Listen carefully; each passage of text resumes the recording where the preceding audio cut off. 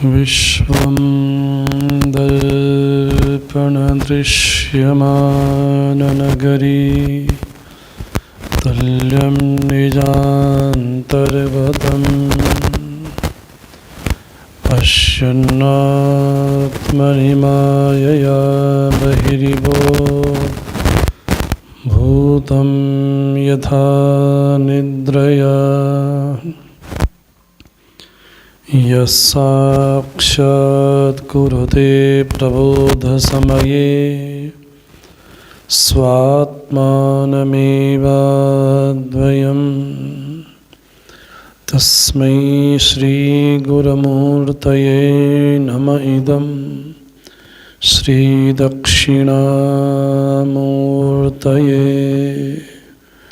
शंकरं शंकराचार्यं केशवं बादरायणं सूत्रभाष्यकृतौ वन्दे भगवन्तौ पुनः पुनः। ईश्वरो गुरुरात्मेति मूर्तिभेदविभागिने व्योमवद्व्याप्तदेहाय दक्षिणामूर्तये नमः।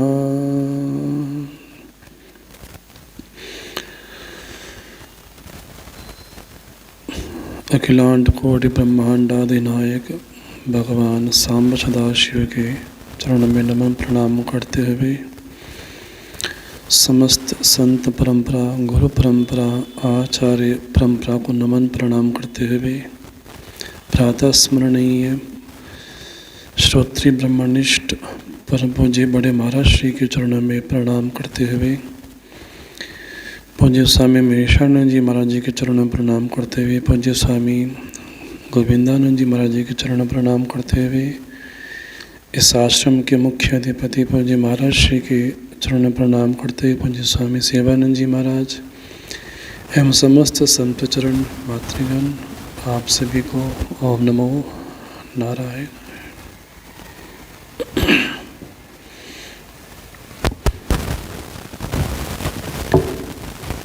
भगवान भाष्यकार गुरु की भूमिका निभाते हुए एक साधक को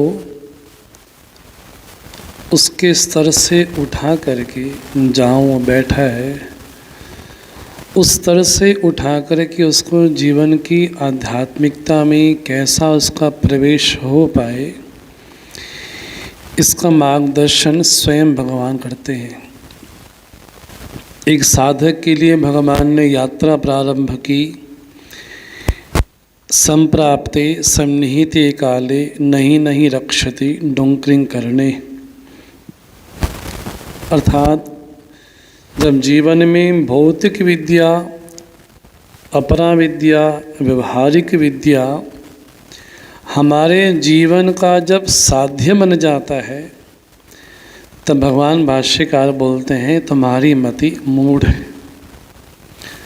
उस साधक को वहाँ से उठा करके आध्यात्मिक यात्रा में प्रवेश करवाते भगवान बार बार इस बात को इंगित करते हैं, कहते हैं कि जीवन का साध्य न विद्या हो सकती है, जीवन का साध्य ना धन हो सकता है, जीवन का साध्य ना भोग हो सकता है, जीवन का साध्य ना संबंध हो सकते हैं, यहाँ तक कि जीवन का परम साध्य शरीर भी नहीं हो सकता। इतना आवश्यक है, शरीर माध्यम गलु धर्म साधनम आवश्यक है। जब तक शरीर स्वस्थ है, अगर शरीर स्वस्थ ही नहीं होगा तो कहाँ भजन हो पाएगा। शरीर स्वस्थ ही नहीं होगा तो बैठ कर के स्मरण भी कहाँ हो पाएगा। शरीर स्वस्थ ही नहीं होगा तो मंदिर दर्शन भी कैसे कर पाएंगे। उस शरीर की इतनी ही उपयोगिता है कि उसको पवित्र रखा जाए, उस शरीर की इतनी ही उपयोगिता है उसको स्वच्छ रखा जाए, उस शरीर की इतनी ही उपयोगिता है उसको निरोग रखा जाए। इससे कहीं ज़्यादा हमारे चित्त में अगर शरीर के प्रति आसक्ति है तो भगवान भाष्यकार बोलते हैं कि फिर तुम्हारे लिए शरीर भी साधन न हो करके साध्य की श्रेणी में आ जाएगा। अर्थात जीवन की हर एक वस्तु अपने लिए ना हो करके किसी दूसरे के लिए बनी। भगवान भाष्यकार बोलते हैं संघातस्थु परार्थत्वात्, जो संघात है वो स्वयं के लिए नहीं है अपितु किसी और के लिए है। माइक के लिए नहीं बना, माइक हमारी बात आप तक पहुंचाने के लिए बना। घर के लिए नहीं बना अपितु घर में कोई निवास करे उसके लिए बना। कुर्सी के लिए नहीं बनी अपितु कुर्सी पे कोई बैठे उसके लिए बनी। वस्त्र के लिए नहीं बना अपितु वस्त्र को कोई धारण करे उसके लिए बना। सृष्टि की हर एक वस्तु एक संदेश देती है, वो किसी और चीज के लिए बनी। इसी तरह से शरीर भी शरीर को उपयोगी बनाने के लिए बना, न कि उपभोगी बनाने के लिए बना। इस तरह का संदेश देकर के भगवान भाष्यकार भजगोविंदम नामक ग्रंथ के माध्यम से मूढ़ व्यक्ति को अब भगवान कहते हैं अब तुम्हारे जीवन का साध्य ना भोग रहा, ना धन रहा, ना ऐश्वर्य रहा, ना काम रहा, ना विद्या रहा, तो क्या रहा? बोले आत्मावलोकन करना ही, आत्मनिरीक्षण करना ही, अनुसंधान करना ही, इंट्रोस्पेक्शन करना ही। बोले यही तुम्हारे जीवन का अब क्या होना चाहिए? बोले साध्य होना चाहिए। अब इस चीज़ के लिए भगवान भाष्यकार ने 5 प्रश्न हम सब लोगों के सामने रखे हैं।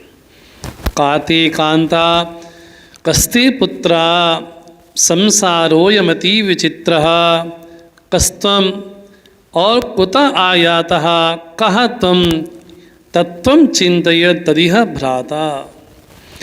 5 तरह के प्रश्न भगवान भाष्यकार हम सब लोगों के सामने रखते हैं। जब ये कहा जाता है कि हम सब लोगों के सामने अर्थात सन्यासी के सामने भी, गृहस्थ के सामने भी, ब्रह्मचारी के सामने भी, ब्राह्मण के सामने भी, शूद्र के सामने भी, स्त्री के सामने भी, पुरुष के सामने भी, सज्जन के सामने भी, दुर्जन के सामने भी, धनाढ्य के सामने भी और दरिद्र के सामने भी, संपूर्ण मानव जाति के लिए भगवान 5 प्रश्न देते हैं और ये कहते हैं अगर हमें अपने जीवन में आत्म विकास करना है, अपनी यात्रा को आगे बढ़ाना है, तो इन 5 प्रश्नों पे चिंतन अवश्य करना चाहिए। काते कांता अर्थात जिसको अपना सगा संबंधी हम कहते हैं वो कौन है? कस्ते पुत्रा जिसको अपना संबंधी पुत्र बोलते हैं, बोले वो वास्तव में कौन है? और इससे आगे यात्रा जाती तो भगवान बोलते हैं कस्त्वम, तुम स्वयं अपने बारे में निरीक्षण करो कि तुम वास्तव में हो क्या। अरे भगवान मैं शरीर हूँ, मैं शरीर हूँ, मैं ब्राह्मण घर में मेरा जन्म हुआ है, मैं सन्यासी हूँ, मैं इतनी डिग्रियाँ मेरे पास हैं, मैं किसी पोस्ट पे था, मैं वहाँ से रिटायर हुआ, मैं इस तरह का पद पे था। तो भगवान बोलते ये तुम्हारा तो परिचय हुआ, वो परिचय दिया है समाज ने, वो परिचय दिया है परिवार ने, वो परिचय दिया है वेद ने। जैसा हमारा गुण होगा, जैसा हमारा कर्म होगा, वैसा ही हमारा वर्ण भी होगा। भगवान बोलते हैं चातुर्वर्ण्य मया शिष्टम गुण कर्म विभागश।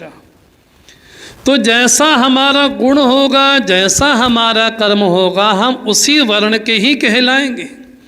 तो एक तो पहचान हमें वेद ने दी, एक पहचान हमें समाज ने दी कि ये प्रोफेसर हैं, ये टीचर हैं, ये सोल्जर हैं, ये सिंगर हैं।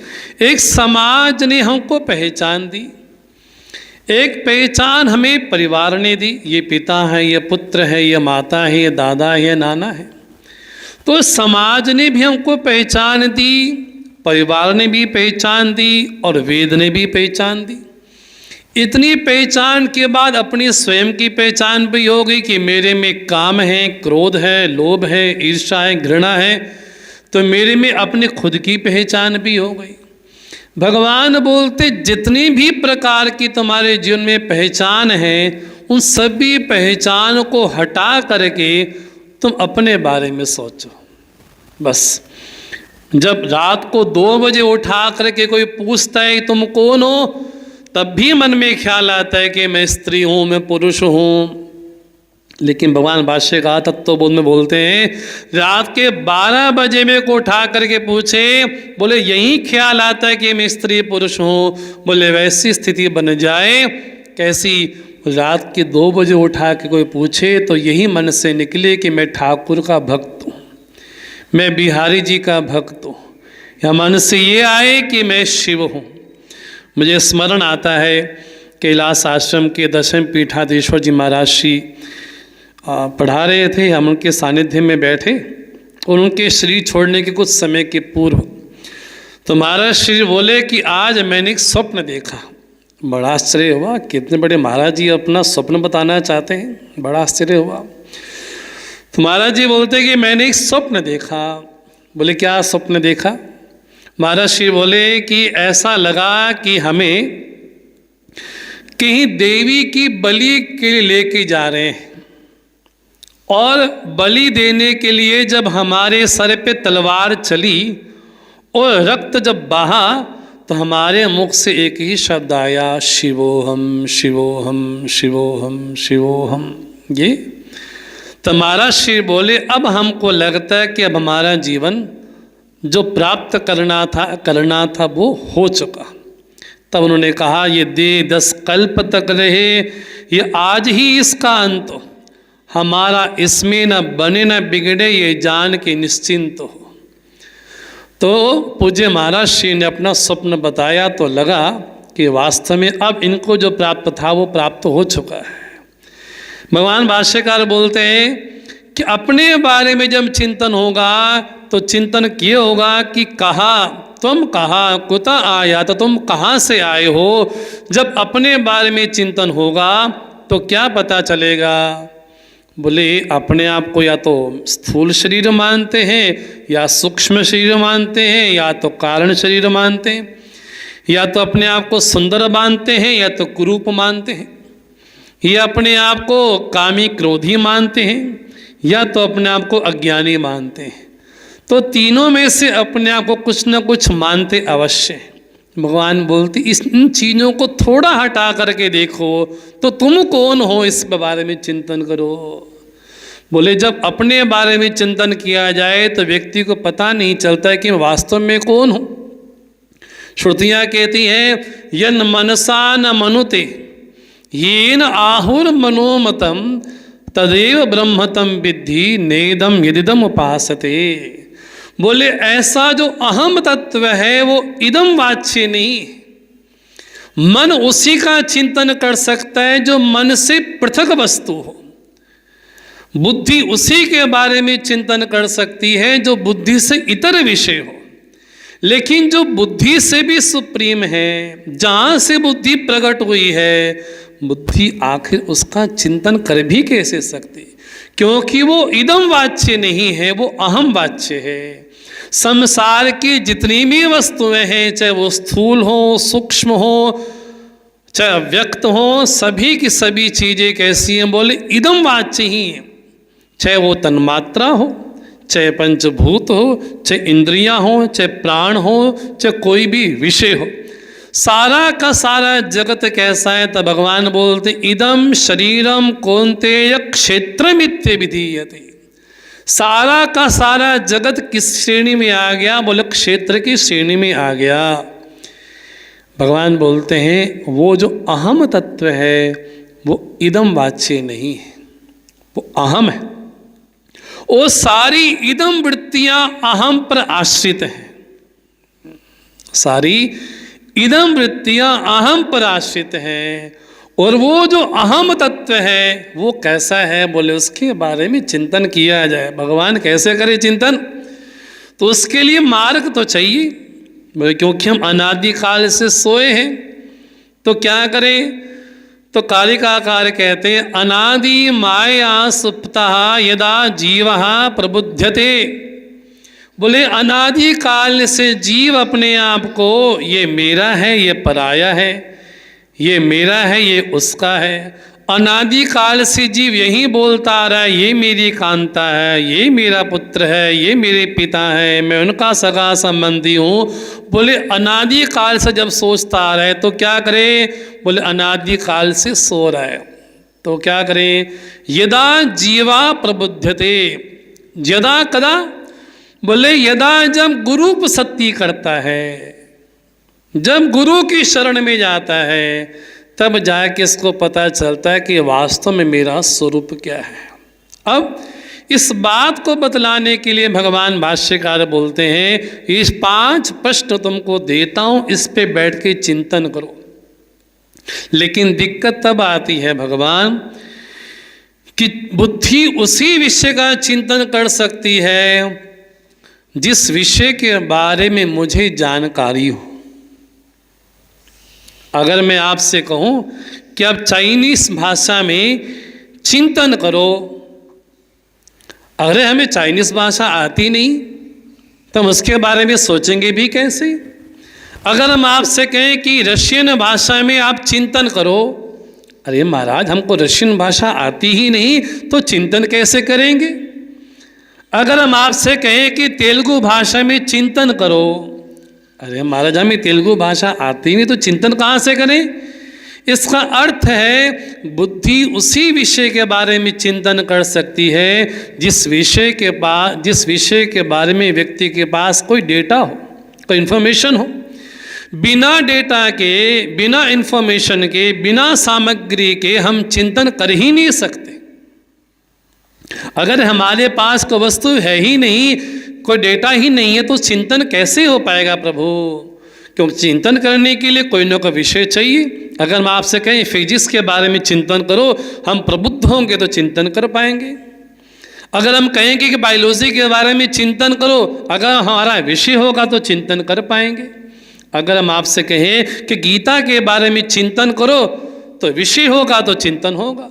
कई बार क्या होता है, गोष्ठी में बैठे और एक दो बात कुछ कही तो ले दे के अरे सब जगह एक ही बात तो कही है, सब जगह एक ही बात कही है, बस अपने आप को जानना ही मुख्य बात। इसका मतलब है कि भीतर खालीपन है। जब गोष्ठी में बैठते हैं, चिंतन करते हैं किसी वस्तु के बारे में, तो एक श्लोक पढ़ा, अनुवाद पढ़ा और छुट्टी, तो ज़्यादा कुछ बोलने के लिए है ही नहीं। तो ज़्यादा कुछ बोलने के लिए है नहीं, इसका मतलब क्या है कि अभी चिंतन सामग्री है ही नहीं। अगर आप किसी विषय में बैठे हो, चिंतन कर रहे हो, अगर हमारे पास कोई विषय सामग्री नहीं होगी तो हम चिंतन कर ही नहीं सकते। अरे लोग क्या बोलते हैं, लोग तो यहाँ तक बोलते हैं महाराज ये फिल्मी गानों में तो बिल्कुल वेदांत ही भरा है, फिल्मी गानों में बिल्कुल वेदांत की बात कही है। हमें समझ नहीं आती, अगर गानों में ही वेदांत होता तो भगवान भाष्य का इतने बड़े बड़े ग्रंथ कैसे लिखते हैं। अगर गानों में ही वेदांत होता तो हमारे आचार्यजन, चाहे पूज्य हमारे रामानुजाचार्य जी हो, चाहे निम्बारकाचार्य जी हो, चाहे वल्लभाचार्य जी हो, हमारे जितने भी आचार्य चरण हुए हैं वो सब गाने ही लिखते। फिर तो अगर गानों में ही वेदांत होता तो, और जब हमारे पास बोलने के लिए, कहने के लिए कुछ नहीं होता तो अरे हर जगह एक ही बात कही है। पंजाबी में तो यही कहते हैं बोले हर जगह एक ही बात, असी ब्रह्म तुसी ब्रह्म, असी ब्रह्म तुसी ब्रह्म, बोले तुम भी ब्रह्म हो हम भी ब्रह्म है, भाई यही बात कही हर जगह। इसका मतलब है कि व्यक्ति के पास सोचने का कोई सामर्थ्य, कोई शक्ति, कोई सामग्री है ही नहीं। जब भगवान ये कहते हैं तत्वम चिंतय, हे भ्राता इसके बारे में चिंतन करो कि तुम कौन हो, तुम कहाँ से आए हो, कौन तुम्हारी कांता है, कौन तुम्हारा पुत्र है। अर्थात जितने जीवन के हमारे संबंध हैं वो संबंध बने कैसे। बोले यहाँ तक कारिकाकार बोलते सबसे पहले तो तंबू गाड़ा जीवने, जीवा कल्पते पूर्वम, ततो भावान पृथक विधान। बोले सबसे पहले तो जीव ही अस्तित्व में आया, और जीव आया तो तभी जा कर के देह में आसक्त हुआ, और देह में आसक्त होने के बाद ये मेरी कांता, ये मेरा पुत्र, ये मेरा भाई, ये मेरा सगा संबंधी। तो भगवान बोलते हैं सबसे पहले अगर चिंतन करना ही है तो अपने बारे में चिंतन किया जाए। लेकिन दिक्कत ये है भगवान, अपने बारे में चिंतन करने के लिए मुझे अपने बारे में पता ही नहीं कि मैं कौन हूँ। तो जब अपने बारे में पता ही नहीं कि मैं कौन हूँ तो चिंतन व्यक्ति करे कैसे? जब ये कहा गया, भगवान बोलते अपने बारे में सोचो, अपने बारे में चिंतन करो। तो जब अपने बारे में चिंतन करता हूँ तो यही ख्याल आता है कि मैं जागृत में होता हूँ, मैं स्वप्न में होता हूँ, मैं सुषुप्ति में होता हूँ। जब अपने बारे में चिंतन करते तो पता लगता है कभी अन्नमय में हूँ, कभी मनोमय में हूँ, कभी विज्ञानमय में हूँ। जब अपने बारे में चिंतन करता हूँ तो यही लगता है कि दुनिया भर की उपाधियाँ हैं। तो भगवान मेरे तो हाथ खड़े हो गए कि मुझे नहीं पता कि मैं कौन हूँ। भगवान ने कहा पक्का? बोले हाँ, क्योंकि बुद्धि उसी विषय के बारे में जब हमारे मन में कोई प्रश्न उठता है तो प्रश्न का बीज कब आता है? बोले बुद्धि में प्रश्न तब उठता है जब उसके बारे में हमको जानकारी नहीं होती। जब उसके बारे में हमको जानकारी नहीं होती तो बुद्धि बोलती ये संसार आया कहाँ से उत्पन्न हुआ, मैं कौन हूँ, कौन मेरा सगा संबंधी है। जब बुद्धि इस अपने निर्णय को, जब चिंतन को अपने आप को लगती है कि मैं बिल्कुल क्षुद्र हो गई हूँ, तो बुद्धि भी हाथ खड़ा कर देती है कि मुझे नहीं पता कि मैं कौन हूँ। मन भी कह देता है कि मैं कौन हूँ, मुझे नहीं पता है।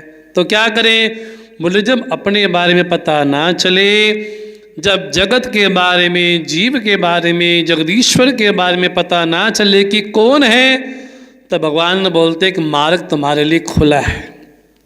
और वो कौन सा मार्ग है? तो भगवान बोलते उस मार्ग का नाम है सत्संग।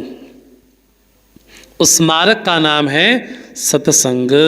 जब हमें ये पता ना चले कि मैं कौन हूँ, जब हमें ये पता ना चले कि मैं आया कहाँ से हूँ, जब हमें ये पता ना चले कि सृष्टि का अस्तित्व कहाँ है, कौन निवास करता है, कौन चला रहा है, इन सारे प्रश्नों का समाधान कहाँ मिलेगा?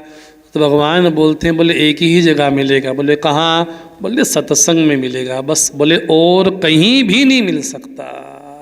तो उसका साधन क्या है? किस तरह से भगवान बोलते हैं सत्संग जिनमें उतरता है? तो बोलते हैं 9वां नंबर श्लोक है, भज गोविंदम भज गोविंदम गोविंदम भज मूढ़मते सत्संगत्वे निसंगत्वम निसंगत्वे निर्मोहत्वम निर्मोहत्वे निश्चलतत्वम निश्चलतत्वे जीवन मुक्ति भज गोविंदम गोविंदम भज मूढ़मते भज गोविंदम गोविंदम भज मूढ़मते। भगवान बोलते हैं जब जीवन में ये प्रश्न सामने आ जाए, बोले कैसा प्रश्न? कि जब मैं कौन हूँ, जब इस बात का पता ना चले तो हमें एक मार्ग अपनाना चाहिए। बोले कौन सा? बोले सत्संग का। लेकिन सत्संग भी कोई आसानी से मिल जाए ये भी कोई जरूरी नहीं। बिनु सत्संग विवेक न होई। लेकिन वो सत्संग मिलेगा भी कैसे? तो कह राम कृपा बिनु सुलभ न सोई। बोले हमारे पुरुषार्थ से, हमारे पुण्य से हमें सत्संग नहीं मिलता। तो कहा बिना सत्संग के विवेक नहीं होता। और सत्संग मिलेगा भी कहाँ? बोले बिना हरि कृपा के मिलेगा भी नहीं। बिनु हरि कृपा मिले ही नहीं सत्संगा। बोले बिना सत्संग के मोह नहीं भागेगा। बिनु सत्संग न हरि कथा ते ही बिन मोह न भाग। और मोह के बिनु राम पद हो ही न दृढ़ अनुराग। ये मानस की जो छुपाई है ना, बिल्कुल वेदांतिक छुपाई है। जब तक वेदांत का अच्छा अभ्यास ना हो तब तक मानस की चौपाइयाँ खुलती भी नहीं। हाँ, क्या बोलते हैं गोस्वामी तुलसीदास जी, बिनु सत्संग न हरि कथा। लेकिन इसके पहले क्या बोलते, बिनु सत्संग विवेक न होई, राम कृपा बिनु सुलभ न सोई। बोले राम जी की कृपा के बिना सत्संग नहीं मिलता। अच्छा महाराज, हम सोचते हमने टिकट करवाई है, हमारे पास बड़ा पैसा है, हम बहुत, हमारे पास धन है तो सत्संग कर सकते हैं। बोले इतना लगता है तो करके देख ही लो।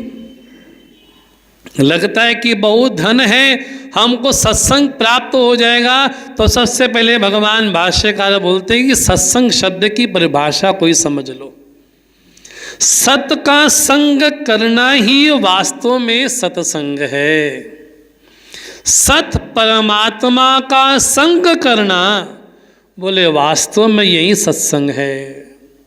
बोले महाराज हम तो सालों से सत्संग सुन रहे हैं, तो जीवन में परिणाम क्या घटा? बोले पता नहीं। तो सत्संग क्या हुआ? बोले पता नहीं। तो सत्संग का परिणाम जीवन में क्या होता है, इसको क्रम से बतलाया।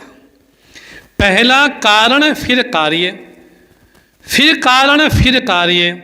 सत्संग का परिणाम निस्संगता, निस्संगता का परिणाम निर्मोहत्व, निर्मोहत्व का परिणाम निश्चल तत्व, और निश्चल तत्व का परिणाम होगा जीवन मुक्ति। अगर ये क्रम हमारे जीवन में घटा है तो हम कह सकते हैं कि वास्तव में हमने सत्संग किया। जब भगवान श्री राम माँ शबरी को भक्ति बतलाते, नवदा भक्ति, तो पहली भक्ति क्या बतलाते हैं? प्रथम भगति संतन कर संगा। पहली भक्ति क्या है? बोले किसी संत का संग हो जाए, अर्थात उनका सानिध्य प्राप्त हो जाए, ये जीवन की पहली भक्ति। और दूसरी रति मम कथा प्रसंगा। बोले जब भगवान की कथा हो और हमारी रति उसमें हो जाए तो समझना कि पहला सोपान पूरा हुआ है। और कथा सुनते ही हमें रति ना हो, इसका मतलब है श्रम एव ही केवलम न उत्पादेत यदि रतिम श्रम एव ही केवलम। यदि भगवान की कथा सुनते हमें रति पैदा ना हो तो समझना चाहिए कि केवल व्यर्थ हम क्या कर रहे हैं, बोले वृथा ही श्रम करते जा रहे हैं बस। तो पहला सोपान जीवन में क्या है? बोले प्रथम भगति संतन कर संगा। बोले किसी संत का संग करना ही जीवन की पहली पंक्ति है, पहली साधना है। अच्छा हमारा संत मिलेंगे कहाँ? कहाँ रहते हैं, कहाँ मिलेंगे? बोले कोई सब्जी मंडी की तरह नहीं मिलते हैं संत महापुरुष। उसके लिए स्वयं की साधना होती है, स्वयं की जिज्ञासा होती है, स्वयं की पात्रता होती है, तब जाके ऐसा कोई महापुरुष मिल पाता है। नारद जी बोलते हैं महत्संगस्तु दुर्लभ। किसी महापुरुष का संग होना दुर्लभ है, कोई बाजार में नहीं मिलते। हाँ बोले हम मिल जाएंगे महाराज, आजकल तो बड़ी भरमार है कथावाचकों की, जगह जगह पर है। बोले ना, जो जीवन में सन्मार्ग बतलाए ऐसा सद्गुरु हमारे पुण्य से प्राप्त नहीं होता। महासंगस्तु दुर्लभ। अच्छा महाराज मिल गया तो बोले उनको पहचानना बड़ा मुश्किल है। अगम्य हमारे साथ रहेंगे, उठेंगे बैठेंगे, लेकिन उनको पहचानना बड़ा मुश्किल है। अगर कहीं पहचान लिया, अगर कहीं संग हो गया तो उनका संग कभी वृथा नहीं जाता, अमोघश्च, कभी व्यर्थ नहीं जाता। अरे महाराज ऐसे महापुरुष कहाँ मिलेंगे? बोले हिमालय जाए। बोले हिमालय जाओ चाहे रेगिस्तान जाओ चाहे सागर जाओ, अगर हमारे में पात्रता नहीं है तो हमें ब्रह्मनिष्ठ महापुरुष में मिल जाएंगे, तब भी हमारा कल्याण नहीं हो सकता। तो स्वयं में जब योग्यता होती है तब भगवान स्वयं दरवाजा खटखटा के आ जाते। रामकृष्ण परमहंस जी महाराज माँ काली के बड़े अच्छे उपासक हैं। माँ काली से बात करते हैं, व्यवहार करते हैं, माँ काली से चर्चा करते हैं। लेकिन माँ काली को भी मन में आया कि मेरा भक्त हो कि कोई अज्ञानी रह जाए तो ठीक नहीं, तो स्वयं माँ ने फिर तोतापुरी को भेजा, स्वयं माँ ने प्रेरणा दी, तब जाके भेजा। अगर हमारे जीवन में पात्रता है तो भगवान कोई ना कोई महापुरुष हमारे जीवन में अवश्य भेज देते हैं। भगवान जब बोलते हैं मैं उस व्यक्ति का उद्धार करता हूं, तो कैसे उद्धार करता हूं? बोले उद्धार बाहर से भी करता हूं, भीतर से भी करता हूं। बोले बाहर से व्यक्ति को, साधक को किसी गुरु से मिला देता हूं। ये भगवान के उद्धार का तरीका है। और जब भीतर से रसानुभूति हो जाए, बैठते बैठते, जब सिमरन करते करते, सेवा करते करते, स्वाध्याय करते करते जब रस आना शुरू हो जाए, तो समझना कि भगवान हमारा उद्धार कर रहे हैं। तो भगवान बाहर से भी उद्धार करते हैं और भीतर से भी उद्धार करते हैं। अच्छा, मानो कि हमें कोई महापुरुष नहीं मिले, हमारा इतना सौभाग्य नहीं है, क्योंकि बिना ईश्वर कृपा के तो मिलेंगी नहीं। भगवान बोलते हैं विवेक चूड़ामणि में, दुर्लभम त्रयमेवेतत् देवानुग्रहेतुकम मनुष्यत्वम मुमुक्षुत्वम महापुरुष संश्रयः। बोले ईश्वर का अनुग्रह है, ईश्वर की कृपा है कि हमें किसी महापुरुष का सानिध्य प्राप्त हुआ। आप में से कितने बड़े सज्जन होंगे, बड़े महापुरुष होंगे जिन्हें पूज्य बड़े महर्षि का सानिध्य प्राप्त हुआ होगा, उनके अंग संग रहे होंगे, उनके साथ रहे होंगे, है ना। हमें पूज्य जब महर्षि की कथा हो रही थी पिछले भागवत की, तो बोले पूज्य महर्षि उनकी गोद में खेलते थे। पूज्य महर्षि का नाम लिया, मतलब क्या? बोले ऐसे महापुरुष का सानिध्य प्राप्त हो जाना ये ईश्वर की कृपा ही, अनुग्रह ही। अच्छा, मानो कि किसी महापुरुष का सानिध्य ना मिल पाए तो क्या करें? बोले इस महापुरुष की जीवनी को पढ़ा जाए, उसकी जीवन चरित्र को पढ़ा जाए। आजकल हम शाम को जब गोष्ठी में बैठते तो महर्षि का जीवन परिचय पढ़ते हैं महर्षि के नाम से। तो उनके जीवन में जो जो घटा, जो जो जीवन में उनके कुछ हुआ, अनुभूति हुई, जो उनकी यात्रा बढ़ी, तो उनको देख के पता चलता है कि वास्तव में वो कैसे रहे होंगे। क्योंकि तस्मिन् तज्जने भेदा भावात्, उसमें और उनके भक्तों में किंचित मात्र भी भेद नहीं है। उनको पढ़ना और भगवान को पढ़ना दोनों एक ही। आप ढेरों ग्रंथ पढ़ लो वैराग्य के, लेकिन किसी वैरागी व्यक्ति संत का संग कर लो तो सारे ग्रंथ उतर जाएंगे।